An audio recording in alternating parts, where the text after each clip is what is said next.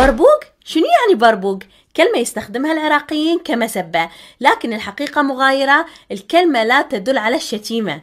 يقال إنه أصل الكلمة كردي، وتعني المرأة المرافقة للعروس لتهيئتها لحفل الزفاف.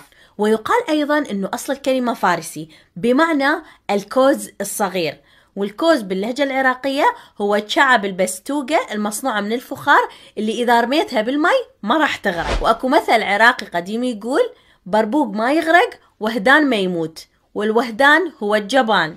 واكو قصة تقول: سابقا كان اكو حذاء كعب عالي شفاف، كان سعره جدا غالي، لذلك كانوا يلبسوه نساء قليلات جدا، كان يظهر الصوت اثناء المشي، وايضا اذا شرقت عليه الشمس يبرق، فسمي هذا الحذاء بحذاء البربوق. بربوق؟ شنو يعني